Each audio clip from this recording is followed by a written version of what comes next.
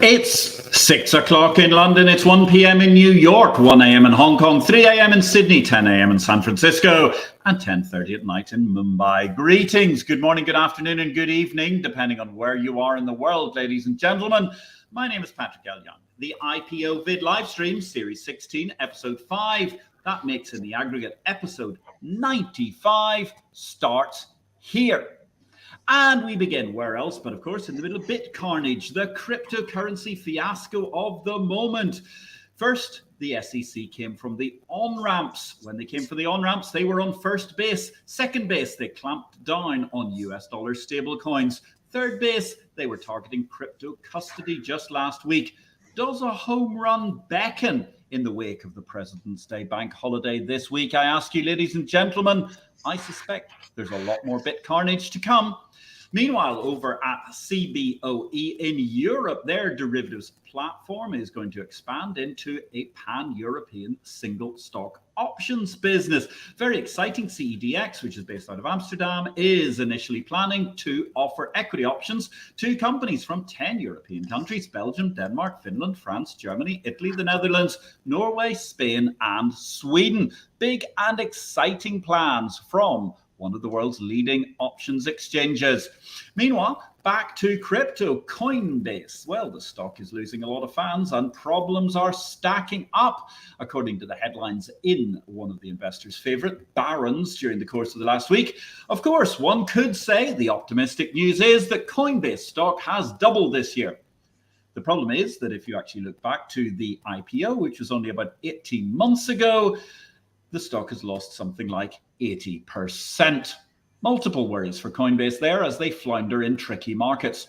Our guest today, ladies and gentlemen, Tim Worstall. We're going to be talking about a very interesting issue. We're going to dig deep into commodities, if that's not a contradiction in terms, and talk about what have we got in reserve and much, much more. Tim Worstall, I'm going to describe him very briefly, but he is a man of many great parts and indeed a huge number of fabulous articles over the years. Tim Worstall has been the world's major scandium wholesaler. He's a senior fellow at the Adam Smith Institute and lives by writing on matters economic and financial. Tim, good day to you. Where in the world are you today? Good day. I'm actually in Portugal, sitting down in the sunny part of the country on the Algarve coast, overlooking the ocean. Why not? How magnificent. Interesting, because this week Portugal have just closed down their golden visas, I believe. Indeed so. The complaint seems to be that too many people are buying into Lisbon and Porto, where rents have jumped by like 30-35% over the past year or two, and displacing locals. That's not politically viable, so therefore the scheme seems to be stopping.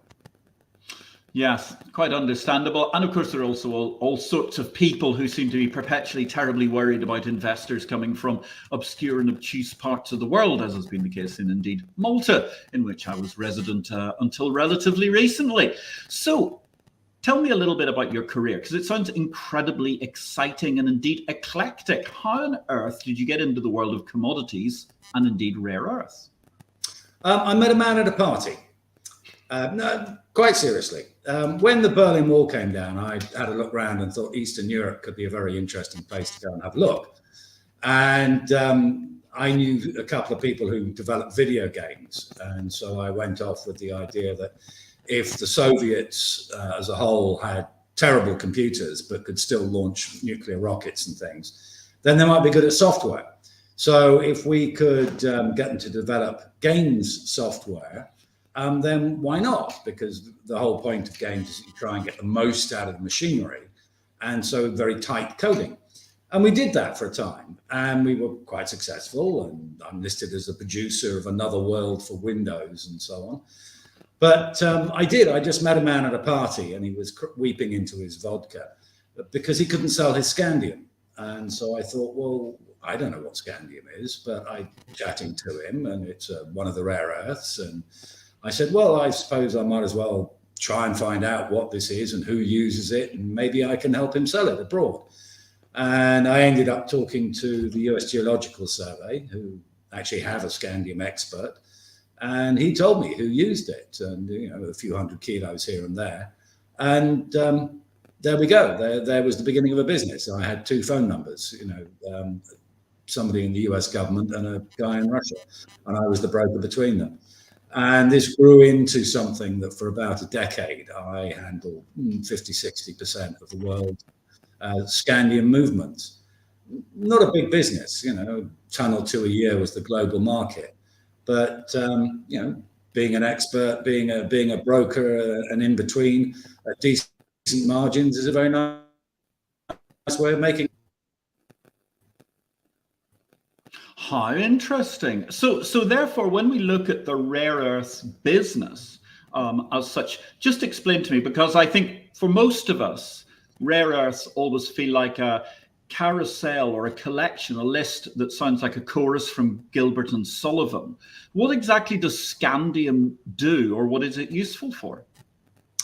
Streetlights, almost all streetlights, sodium scandium cycle. If you think of a light bulb, a compact fluorescent, has a little bit of a mercury charge in it. The big strip fluorescents have a little mercury charge in them. Streetlights have a little mercury charge in them. You heat up the mercury, and that's the thing that actually fluoresces and produces the light. You change the color of the light by adding tiny amounts of rare earth, like a quarter milligram per bulb. So you make 4 million bulbs out of 1 kilo of a rare earth. And europium makes them a bit redder, and terbium a bit greener, and scandium gives you a bit more like sunlight, and so on and so on and so on. Every manufacturer has their own recipe for what they want their light bulb to do. That's one thing. Scandium is alloyed with aluminium, aluminum for our colonial friends, and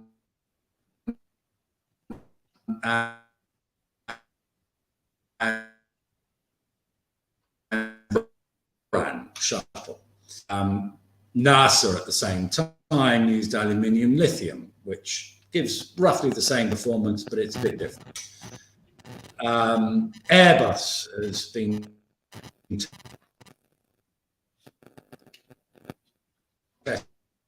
testing aluminium, so on and so on. It's a very, very small market. Currently, the market is dominated by fuel cells, and Bloom Energy, for example, use scandium-doped zirconia in their fuel cells.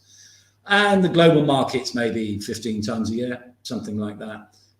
It's a bigger market than I, as a broker, could deal with, so I do something else now. I don't do it anymore. The wider thing of rare earths is that we all think of rare earths as being, the rare earths market, and they're not. They are there are 17 rare earths, there are 15 lanthanides, and what we tend to think of as rare earths are in fact the lanthanides, but each of the 15 has its own very specialist market. They don't use interchangeably. They're all completely different. Lanthanum itself makes camera lenses. Lutetium makes magnetic resonance imaging machines. It makes the magic crystal that makes them work. Terbium is in either magnets or compact fluorescent light bulbs. Neodymium is in the magnets for windmills and electric vehicles and things, etc., etc., etc. Everyone has an entirely separate use, a different market. And so it's only the production side that rare earths are the same thing. In their use markets, they're absolutely entirely different, as more different than iron and nickel, as different as iron and copper, say, just completely separate markets. It's 15 different markets. It's not one at all. Very interesting to break it down like that. And I think the one thing that always excites me or interests me is that we hear this word all the time. They're described as rare earths, okay, or indeed lanthanides, as you described the other group of them. But first of all, one modern I don't know, one modern widely reported issue is that they're all very restricted and you can only seemingly find them somewhere that China has influence. Is that correct? No, it's nonsense.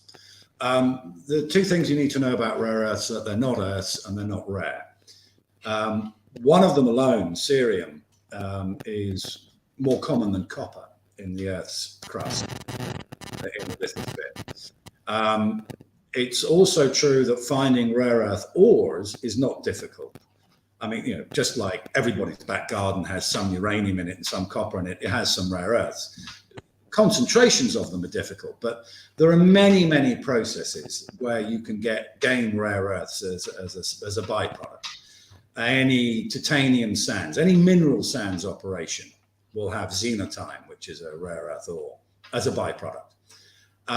The problem is usually that there is a considerable thorium content in those rare earth ores, and that finding non-radioactive ores is more difficult. And people, obviously, given the modern laws about radioactivity, much prefer to process the non-radioactive ores. But I mean, I or any one of 500 or 1,000 people can go and find you a few thousand tons of rare earth ore, tens or hundreds of thousands of tons of rare earth ore, and therefore thousands of tons of rare earth concentrates, very simply and very easily. It's whether you'll get the license to mine them, and also whether the thorium content will be low enough that anyone will allow you to process them in any civilized country.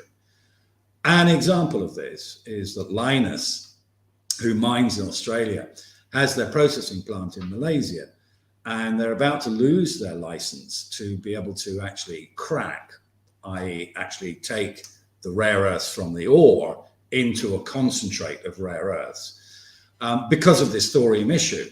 But the reason they actually put their plant in Malaysia in the first place is that used to be a tin processing plant, and there's always thorium in tin ores. So the thinking was, well, this area is lightly thorium contaminated anyway. Why don't we actually process something that's thorium containing where there's already thorium contamination? Perfectly sensible idea. It's just that modern environmental law is catching up with that. The problem with rare earths is not, absolutely not, finding rare earth ores, nor even creating a concentrate. It's actually having somewhere where you can separate them, the 15, one from each other, and being able to do that in a jurisdiction that allows you to dispose of the thorium that you will produce by doing so. That's what the problem is. It's a licensing environmental problem. It's not an availability problem in the slightest. That is very interesting, and I think you've beautifully managed to skewer a canard of the whole concept behind rare earths in the first place there, Jim. So with thorium, just to go back to that, is there actually anything that thorium can be used for when it becomes this byproduct in the process? Not for the past 80 years. It used to be used for gas mantles. You've got a gas light and you've got the little thing that the gas comes through. You would paint that with thorium because that would give you a brighter light from the flame.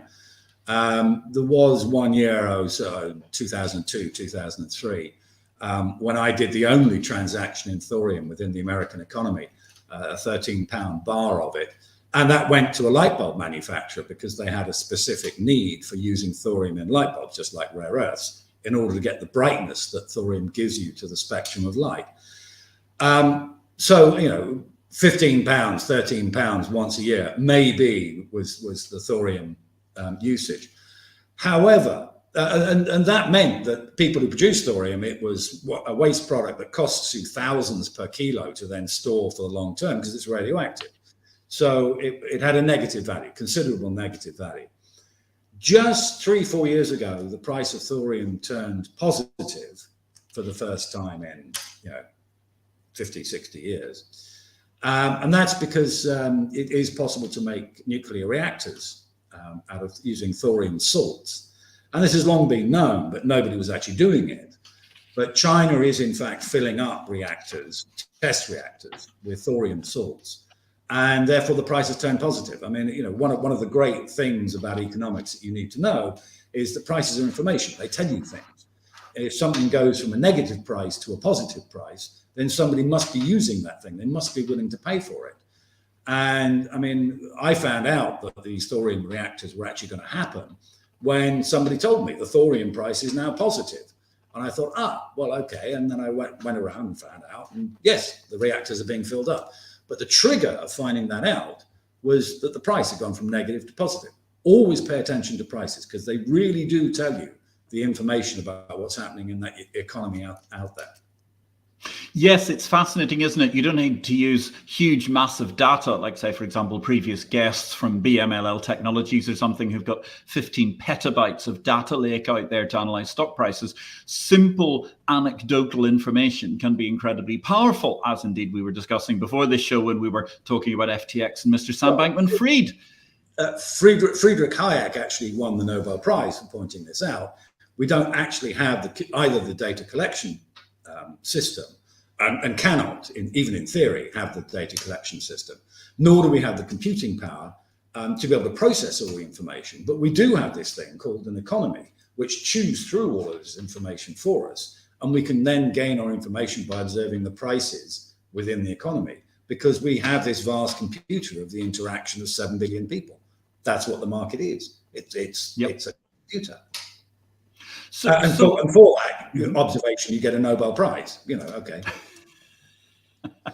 At the right point in time, clearly. Nowadays, you seem to have to produce several thousand pages of Excel spreadsheet data in order to manage to get the Nobel Prize to go along with it. But yes, so that's very interesting. So you did this. You were wheeling and dealing these things. Now, how did you then come to be associated with the Adam Smith Institute and your career move into writing about finance, economics, and so on?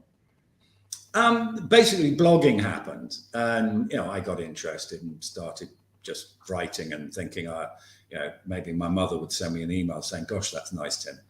And it turned out that I got more readers than that, and I have a set of ideas that appeal to some people. I have a fairly awful and corrupt writing style, but again, that appeals to some sort of people.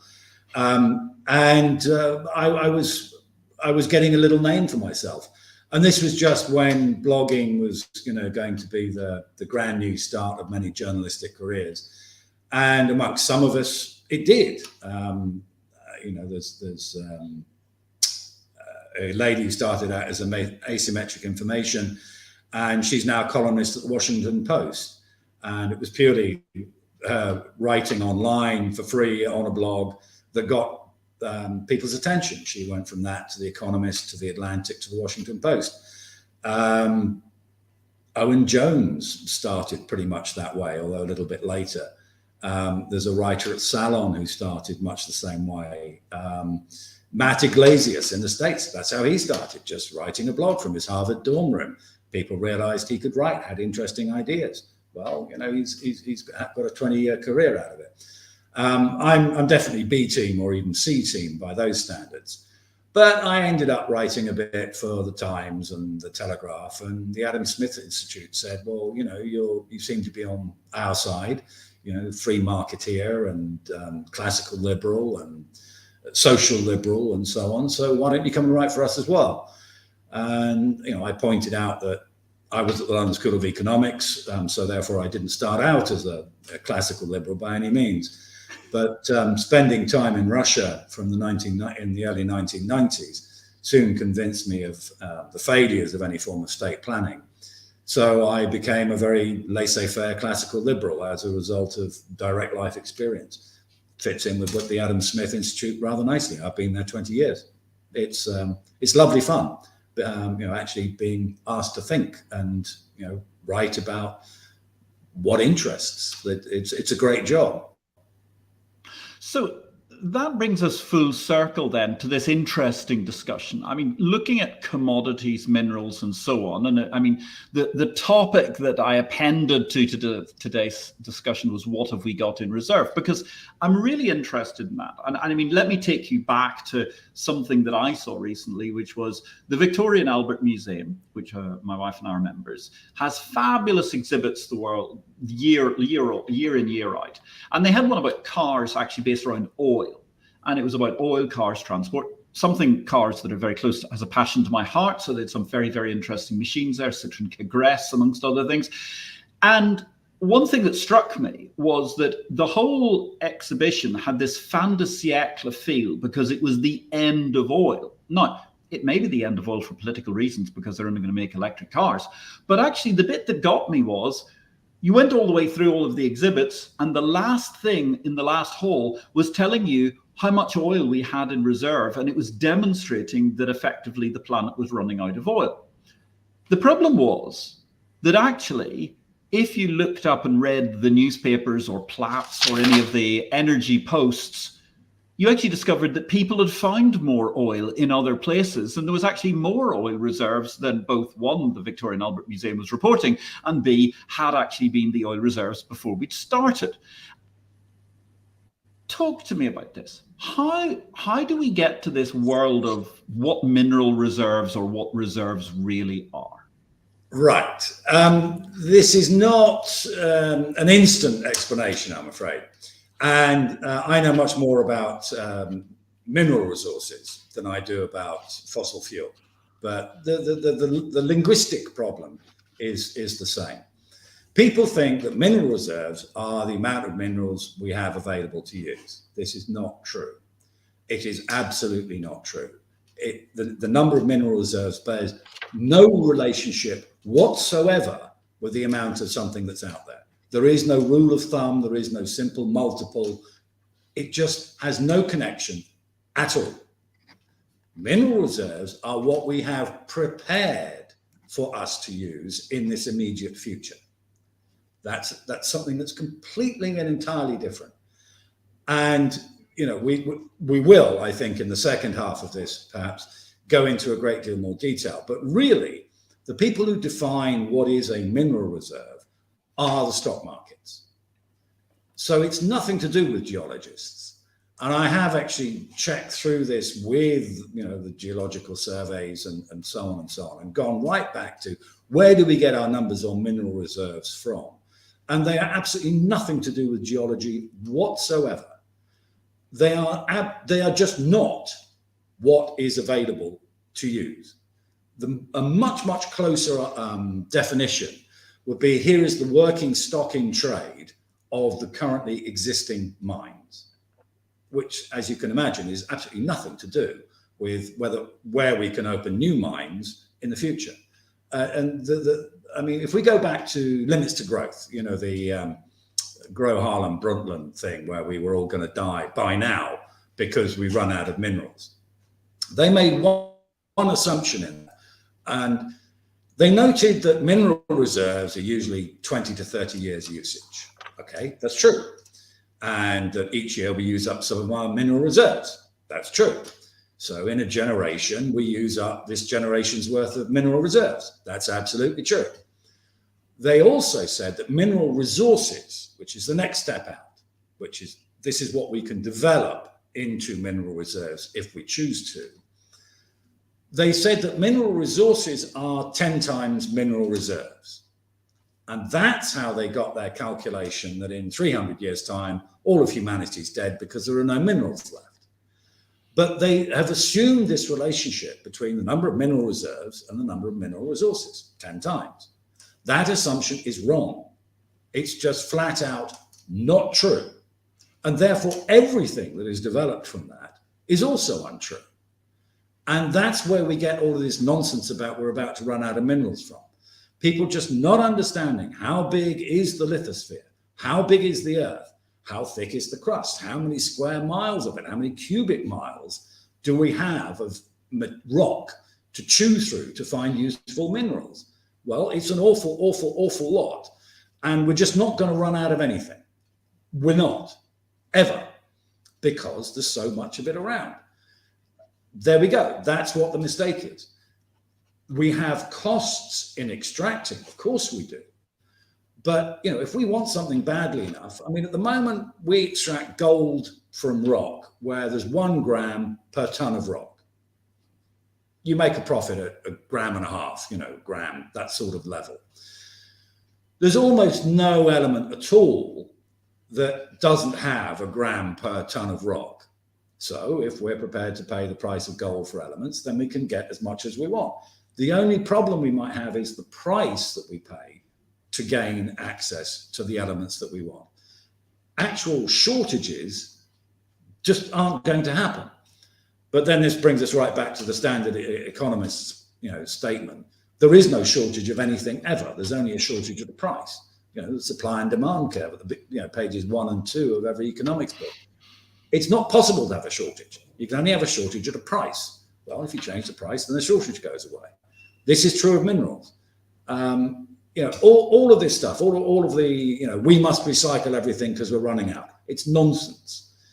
We're all going to die because we're going to exhaust mineral reserves. It's nonsense. It's just not understanding the terms of art, the basic logic and language that is used in this field. Anybody who comes along and tells you, even if somebody tells you that, we've got continued expansion of use and therefore it's all going to run out quicker.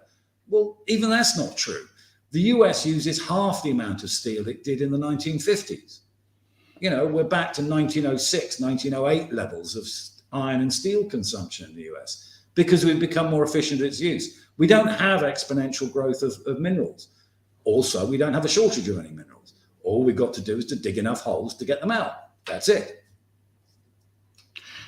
That's fascinating, really fascinating. And obviously you talk about the economic concentration on how inefficient or efficient it can be to get things. And certainly I must admit, I'm a mineral ignoramus, as you can tell, but I do know a little bit about oil. And of course, you have the interesting thing that originally you were effectively, what was it? It was about 1 barrel of everything else in order to manage to get you, about 4 for 1 was what would get you about a barrel of oil originally. We're now up to, I think, 8 or 12 or 15, depending on where you are in the world. But obviously it depends on the price. So therefore, we've got the definition of what people say are reserves are actually drawn by effectively the stock exchanges and groups of people dealing with sort of a degree of econometrics or economics in some way, shape or form. And therefore, we have actually an abundance of everything. It's just a question of how much we're willing to pay for it, or indeed what we're willing to presumably upend or change in order to manage to do that. So therefore, we get to this fascinating sort of contradiction on the proof of extraction. Well, yeah, about stock exchanges, being the people defining what it is. I have this unfortunate habit of actually reading footnotes. And worse than that, I actually go and check the original document the footnote came from to make sure that it's been quoted right. It makes me a real whiz at parties, which is why I was stuck with the drunk Russian in the corner back all those years talking about scandium.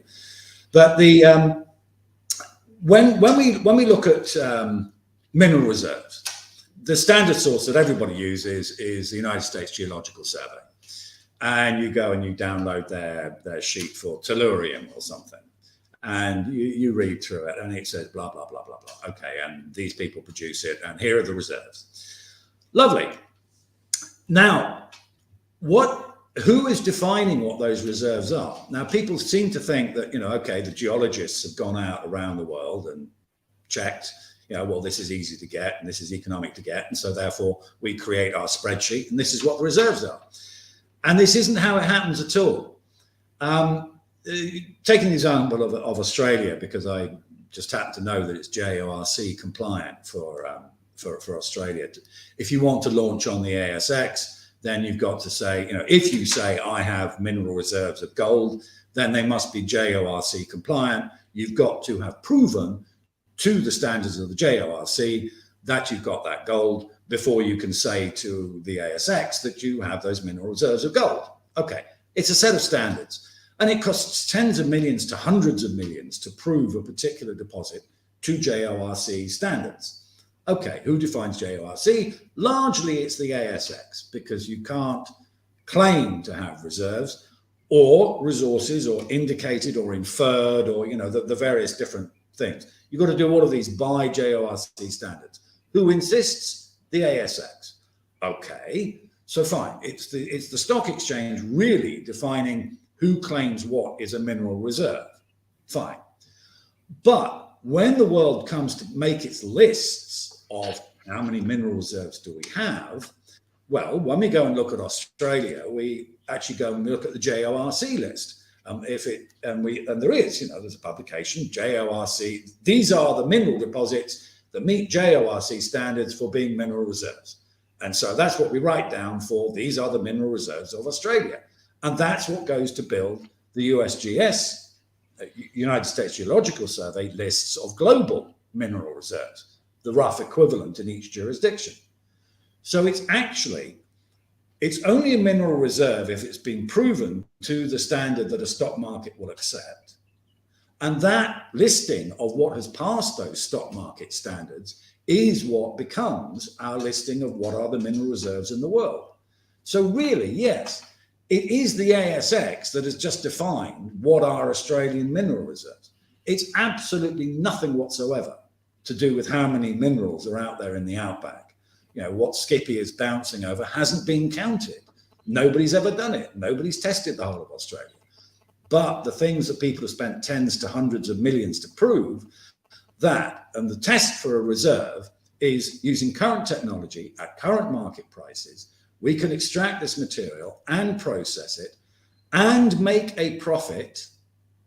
Got to be able to make a profit. If you can't make a profit, it's not a reserve. And finally, we have the legal right to do this. You've got to have all of those six before it's a reserve. And that's what the standard listings are. And this is what Limits to Growth and George Monbiot and any other environmentalist is using. Things that meet that standard, they're trying to tell us is all that's available for us. And it's nonsense. It's just not true in the slightest. It is an economic and legal definition, and it is pretty much stock exchanges or banks willing to offer debt finance use the same JORC standards. But that's where we get our reserve numbers from. It's absolutely nothing to do with availability in the slightest. It's what have people spent lots and lots of money on proving they can make a profit from.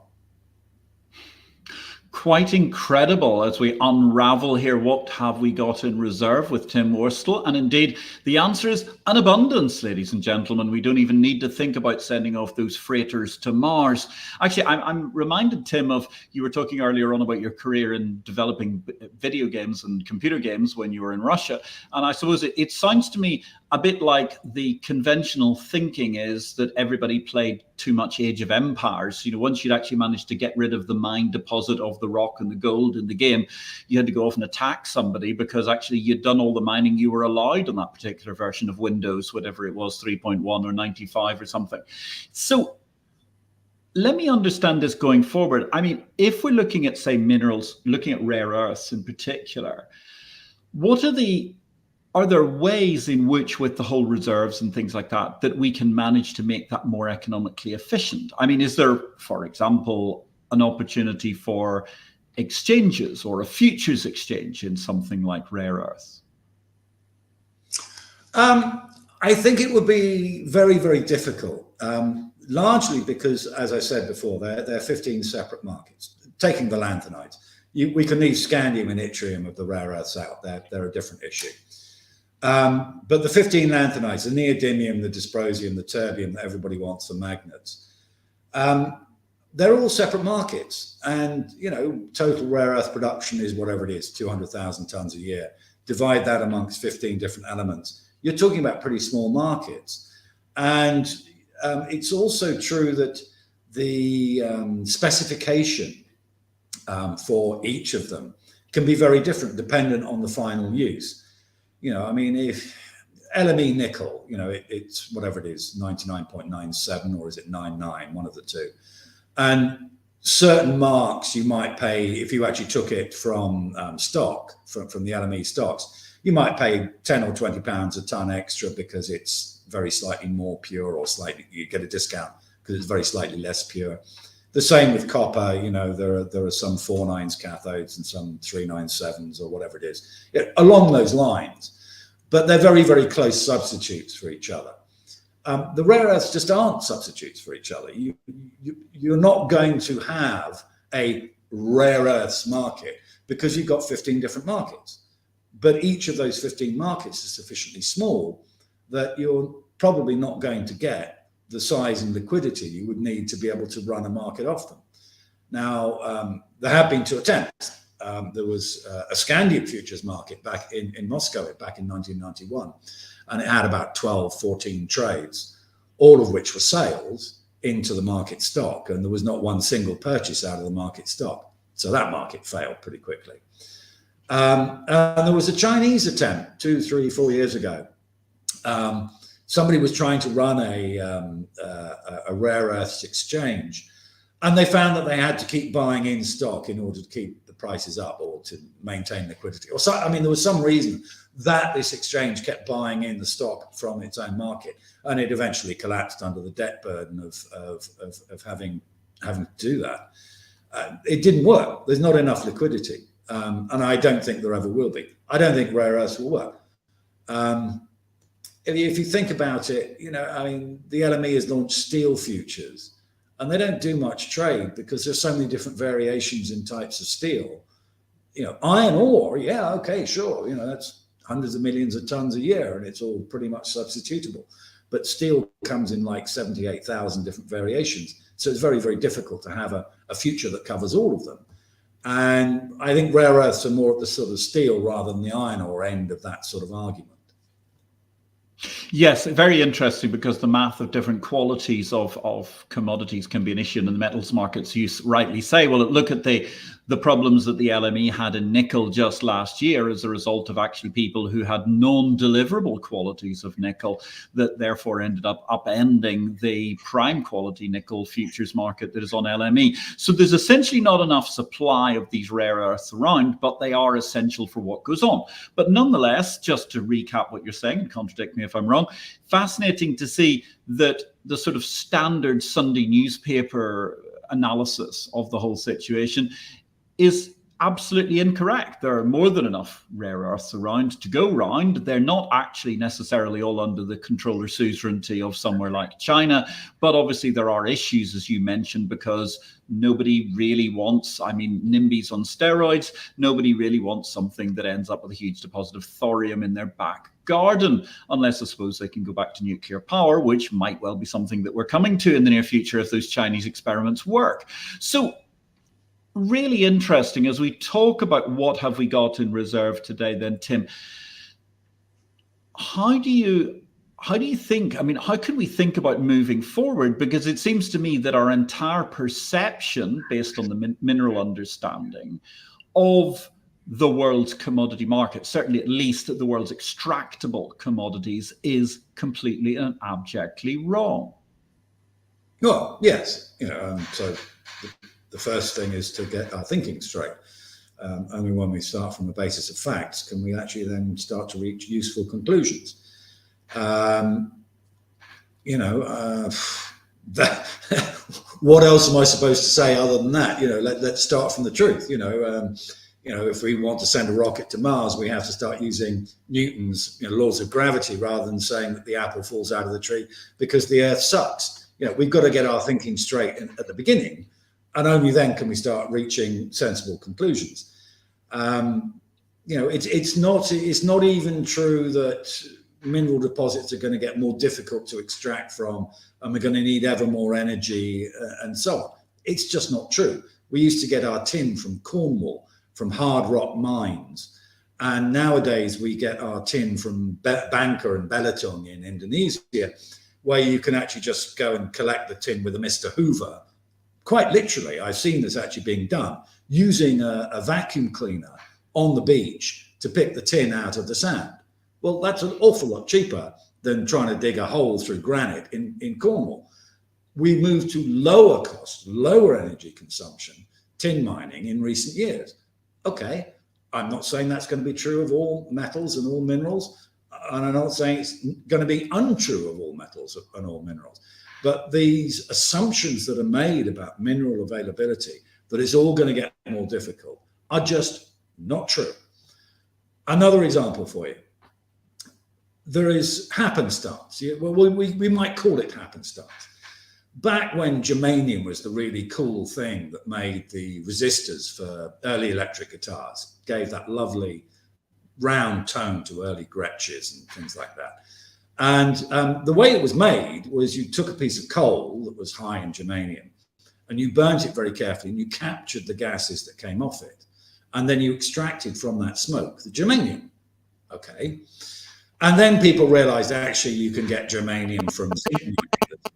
There's a zinc ore called sphalerite, which has germanium in it.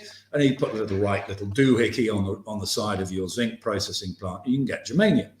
Okay, so we got lots more germanium when we started making germanium resistors for all sorts of things. And then night sights, night sight lenses are a solid plug of germanium, and so on and so on and so on. But then we started to put electrostatic precipitators on the top of coal plant chimneys because we didn't like this, what was called fly ash or flue dust floating around over the countryside. So we collect it and then we dump it. Okay, but that's exactly the same as the gases that we used to collect from in the first way of getting germanium. So now we actually get our germanium from fly ash from coal-fired power plants, and there's no shortage of that. It's produced in the hundreds of millions of tons a year, and this stuff is all 500 parts per million, 1,000 parts per million germanium, and the world uses what, 300 tons, 400 tons a year of germanium. There's just no shortage. It's sitting there in something we throw away.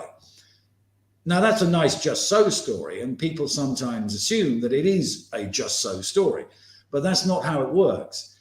If we think that we're running short of some particular mineral or element that we want to have a look, we want more of, then people go out around the world and start looking for, well, where's the next least bad way or least bad place to go get it from? And sometimes it is. It's the waste from fly ash or rare earths as a byproduct of a mineral sands project, or tellurium to make our solar cells. Well, we scrape it off the inside of the tanks that we make cathode copper in. The bit that gets left on the bottom, in a sludge on the bottom of the tank, is called copper slimes. And that's what we refine to get our tellurium, and so on and so on and so on. There are other places to get tellurium. 50 kilometers north of where I am here in Portugal, there's a mine or a deposit which would be viable to mine directly for the tellurium content. Nobody bothers because we can just scrape it off the inside of copper cathode tanks. If we didn't get enough from copper cathode tanks, then the next least bad place would be this place in a town called Cuba Verde in the Alentejo in Portugal. But that's actually how mining works. Not that we surveyed the whole world and now we get our minerals from the best place. Rather than that the price is getting a bit too high, we're running short or whatever, we all look around for what's the next least bad way to get the minerals that we want, and usually we find one. Okay, couple we don't. We're very, very short of promethium. There's about 40 grams on the planet at any one time. So we don't use promethium to do anything. And the very little bit we do use, we extract from nuclear reactors. Spent fuel. Worried about having promethium. Very interesting. And obviously then promethium also runs into the same problem of being difficult to store because it's essentially somehow radioactive. Indeed. And that's why it's a very small amount of it, because it deteriorates. Okay. It's a byproduct itself. Uranium breaks down, you get a little promethium in the remains of the uranium, along with radium, and that's also where helium comes from. People are running around saying we've got a helium shortage. But helium is the one stable, non-radioactive element that is continually generated on the planet Earth. There's a new supply of it. All the stuff that we had right back at the beginning of time boiled off into space billions and billions of years ago. All the helium that's used on Earth was created in the last few million years as a result of breakdown of uranium and thorium in rocks. The way we collect it is we collect it from natural gas. Certain natural gas wells have a high content of helium, fine, so we separate the helium out, then we go off and we burn the methane or the propane, butane, and so on. This last few years, people have been worrying massively, we're going to run out of helium, so stop selling party balloons and, etc. And the problem with that is that the whole world is moving to liquefied natural gas. The cost of extracting helium from natural gas is that you have to cool it to liquid. But if we're now actually going to be shipping all this LNG around the world, then we're going to be liquefying vast quantities of natural gas, which makes extracting the helium in it vastly cheaper. And there is no coincidence in the fact that the world's largest LNG producer is Qatar, or largest independent country rather than the US, is Qatar. And Qatar is also the largest new entrant into the world helium market. They're intimately connected. And, this is just the way it works. It's not that somebody went out and said, oh, we've got to dig up liquefied natural gas, or look, we have to liquefy natural gas in order to get helium. It's somebody noticed, if we are liquefying natural gas, then that's a cheap place to get helium. So now we have much more helium. That's just the way that, finding new supplies of things works. We look for the next least bad way to find them. Looking for the next least worst bad way to find these new sources. I must admit, I'm inspired by the idea that helium, the vast majority of it, you were just saying, was produced, in the course of the last several 100 million years. There's one in the eye for management consultants and just-in-time delivery, if nothing else, which is really gratifying.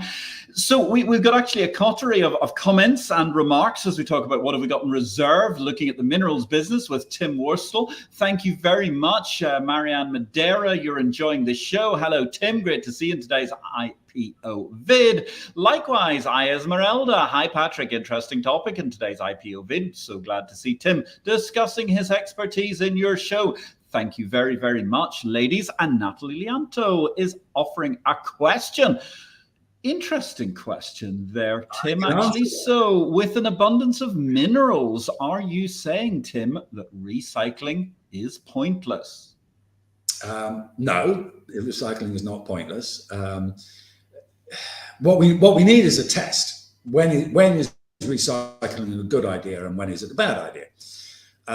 Now, I once actually shipped 4 truckloads of old Soviet nuclear power station into Rotterdam that was then made into wheels for cars, recycling scrap metal. So I think recycling is great.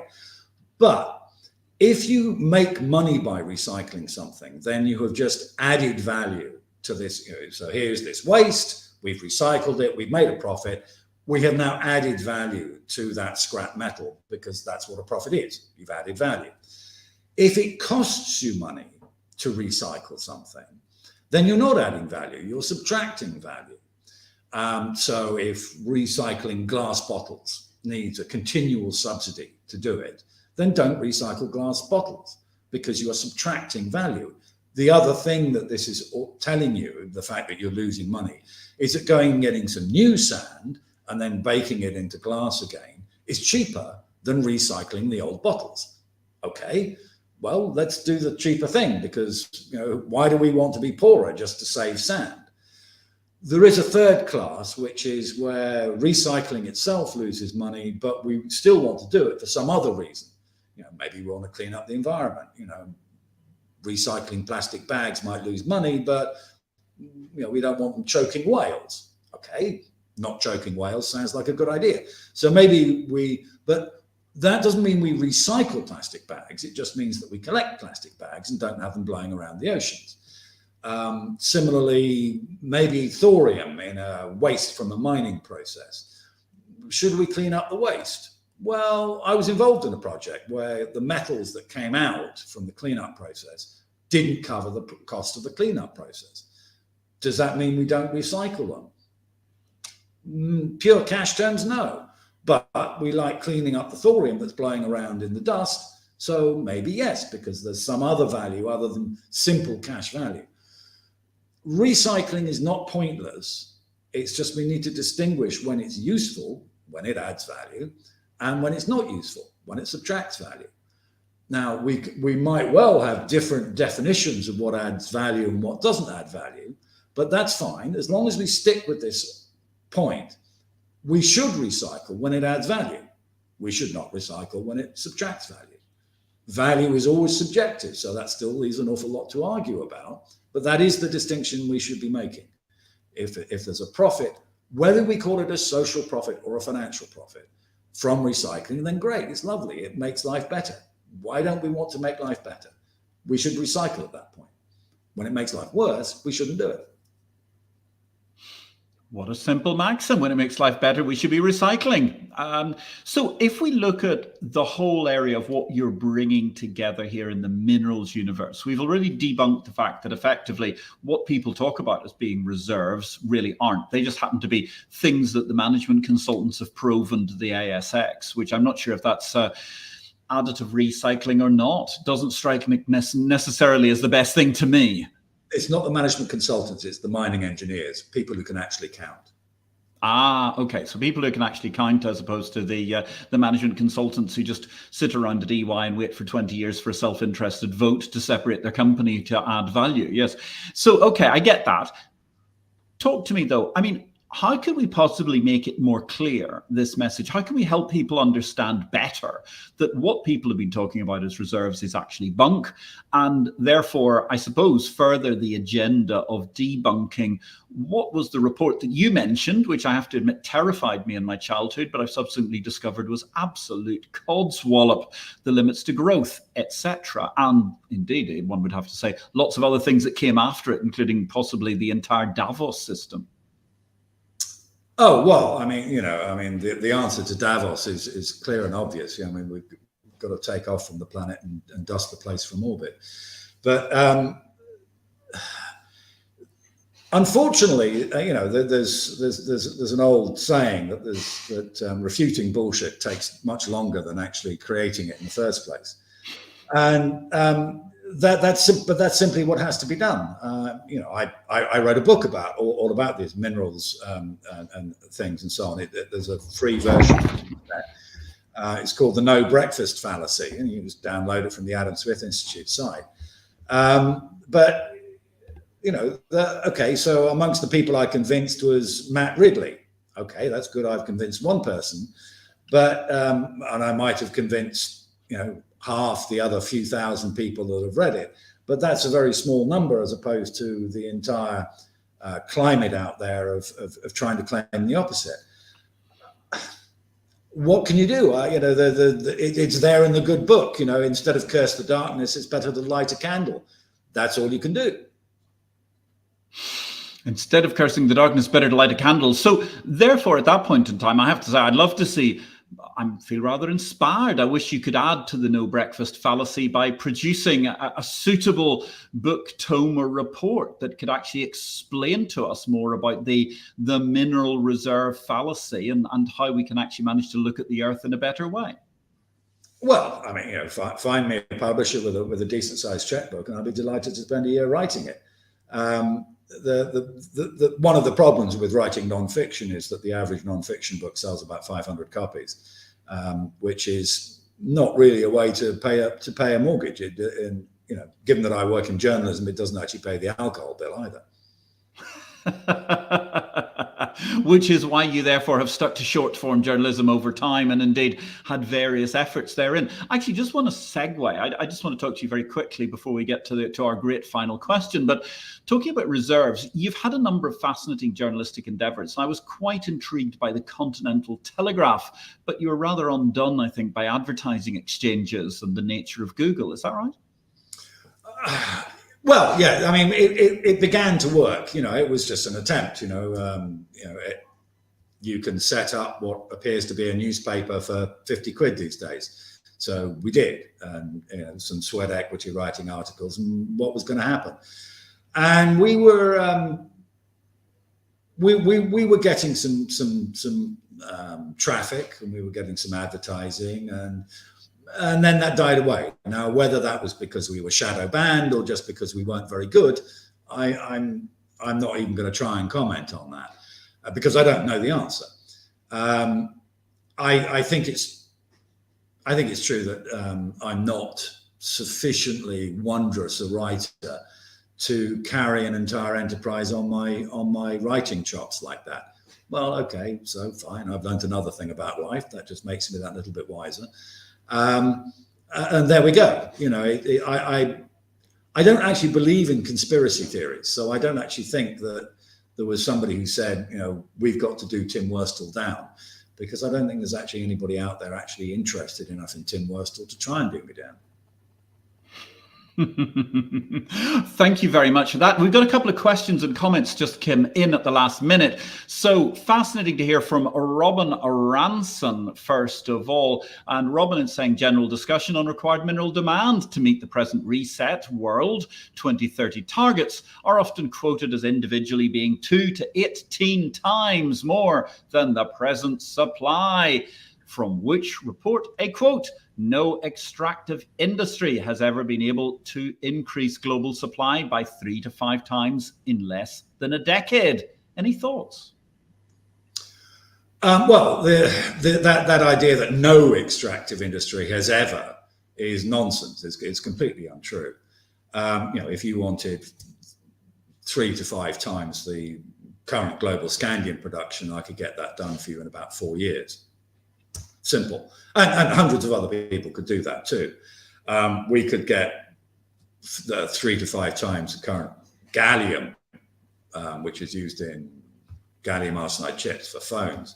I mean, that actually would take about 1.5 years. Germanium, very, very simple to do. It depends which element you're talking about and which production method you're talking about. The biggest barrier, though, isn't digging a hole, and it's not building a factory. It's getting the bureaucrats to allow you to dig a hole and build a factory. Now, maybe that's very important. Maybe it's very, very important. We have all these environmental studies and regulations about what you're allowed to do. But that is what is delaying any new mineral project. It's the engineering, the mechanics of doing it are known. It's whether you'll be allowed to do it, which is the problem. And thus, with only a couple of minutes remaining, we reach our epic finale. And the question we must always ask our guests, Tim, where do you think the capital market revolution goes next? I'm really very fundamentalist about this. And so this is probably going to be rather a boring answer for your readership, because I don't actually really care what happens to, say, the ASX or AIM in London or whatever, because that's not my focus of interest in a sort of theorizing manner. The capital markets revolution actually started back in about 1700, 1750, when we started to get the capitalist financing of enterprises, of business adventures. And by capitalist, we really mean money coming from outside the people running the actual organization. And that's the grand capital revolution that's ever happened. And as long as that continues, as long as we actually divorce the supply of capital from the labor of doing something, as long as we remain with a capitalist financing system, this doesn't mean I'm all in favor of people with top hats and big fat cigars. That's not the point. But as long as we're able to motivate and allocate the surplus capital of the society into things that people don't then have to work in themselves, which is the other way of saying very much the same thing, then we're going to continue to advance as a civilization, because that is the essential thing, that we can actually mobilize the savings of the population. And for all the work that all of the capital markets do in achieving that goal, thank you very much. But in the end, that really is what we have you for, is the allocation of capital from people who have it, people at the lifetime stage where they're saving, to people who go do something with it. That's it. That's what the process is. That's what we want it to be doing. And for the last 250 years, it's been doing it pretty well. And long may that continue. Other than that, I don't really mind. Ladies and gentlemen, plus ça change, plus a capital allocation at all points in time. That's the message that's come today from a great debunking of what actually are the reserves on Earth. Highly exciting news. Of course, further evidence that all of those reports dating all the way back to the Club of Rome were complete and utter nonsense. Sorry that it blew your brain, Maga. It was such a fascinating discussion altogether. I felt the same time we've actually had Bart Wempe feeling that he's well, somewhere in the science of Discworld and gone entirely off charts altogether. Next week, ladies and gentlemen, we're going to have a fabulous discussion. Jeffrey Cutler's journey from ATMs to cryptocurrency. Same time, same place next week. All that remains for me to say is thank you very much to our production team, and particular thanks to our absolutely illuminating and brilliant guest today, Tim Worstall. It has been an absolute pleasure and an honor. Thank you very much, ladies and gentlemen. We'll see you at same place, same time next week. Thank you very much for having me.